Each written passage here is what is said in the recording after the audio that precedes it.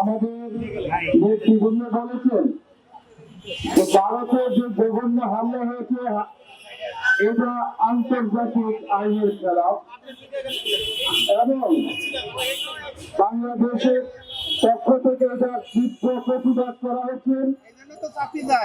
ভারত সরকার মনে করছে তাদের কিছু কুলাঙ্গার দিয়ে বাংলাদেশের পতাকাকে অবমাননা করা হয়েছে। তাদেরকে জানাইতে চাই যে লক্ষ জনতার আত্মত্যাগের মাধ্যমে বাংলাদেশের এই লাল সবুজের পতাকা আমরা চিনিয়ে এনেছি। সুতরাং আমাদের এই পতাকার কে যদি অবমাননা করা হয়, প্রয়োজনে আবার এক সাগর রক্ত দিয়ে আমরা আমাদের পতাকার মানচিত্রের মান রক্ষা করব। আপনারা অপরাধ করেছেন। বাংলাদেশের জনগণ এবং ছাত্র জনতার আন্দোলনের 16 বছর জনগণের উপর যে স্বৈরাচারী সরকার নিপীড়ন নির্যাতন চালিয়েছিলেন এবং আমাদের প্রায় 2000-এর মতো ছাত্র জনতাকে যারা হত্যা করেছে, সেই খুনি হাসিনাকে আপনি আশ্রয় দিয়েছেন।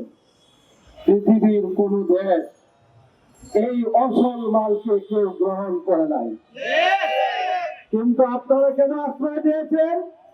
সে ছিল আপনাদের তাবেদার।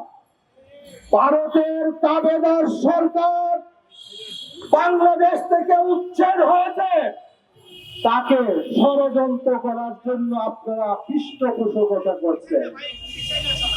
ভারতকে স্মরণ করাইতে চাই, বাংলাদেশের ছাত্র জনতার আন্দোলনের মাধ্যমে অন্তর্বর্তীকালীন সরকারকে দুর্বল মনে করার কোন কারণ নাই। বাংলাদেশের 16 কোটি মানুষের আন্দোলন এবং সংগ্রামের ফসল বর্তমান অন্তর্বর্তীকালীন সরকার। সুতরাং তোমরা মনে করবে না যে অন্তর্বর্তীকালীন সরকার দুর্বল। আমরা এই সরকারকে প্রতিষ্ঠা করেছি, এই সরকারকে আমরা প্রতিষ্ঠিত রাখার জন্য চেষ্টা করব। আজকে আমরা এখানে সমবেত হয়েছে, আমাদের রক্তকরণ শুরু হয়েছে। এদেশের পতাকা দিয়ে তোমরা ছিনিমিনি খেলেছ। 5ই আগস্টের পরে বাংলাদেশে হিন্দু সম্প্রদায়, হিন্দু ভাইদের ঘর বাড়ি এবং তাদের উপরে তাদের কোন স্থাপনায় কোনো হামলা হয় নাই। ভারতীয় বিভিন্ন মিডিয়াতে অপপ্রচার চালানো হয়েছে, এটা বাংলাদেশের বিরুদ্ধে তথ্য সন্ত্রাস করা হয়েছে। আমরা জানাতে হিন্দুর গায়ে কোনো টোকা লাগে নাই, তারা পূজা করেছে। আমাদের দেশের মানুষ সর্বাত্মক তাদেরকে নিরাপত্তার ব্যবস্থা করা হয়েছে। তোমরা কি করেছো?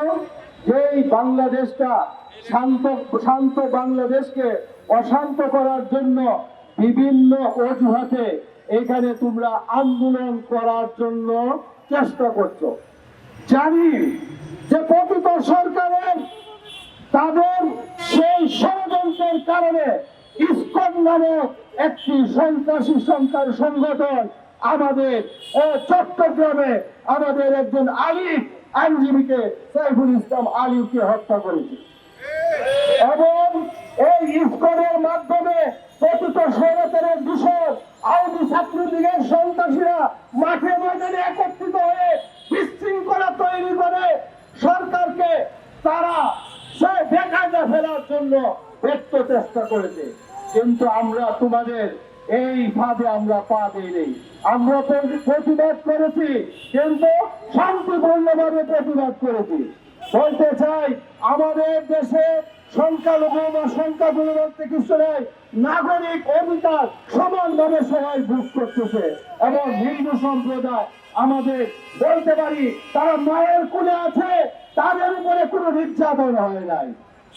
সুতরাং আমরা বলতে চাই যে আমাদের দেশের বিরুদ্ধে যদি ভারত সরকার মনে করে যে এই দেশে কোনো একটা অজুহাত খাড়া করে এই দেশে তারা আসবে, আমরা 18 কোটি জনগণ বুকের রাজা রক্ত ঢেলে দিয়ে দেশের স্বাধীনতা সার্বভৌমত্ব রক্ষা করার জন্য প্রস্তুত আছি ইনশাআল্লাহ।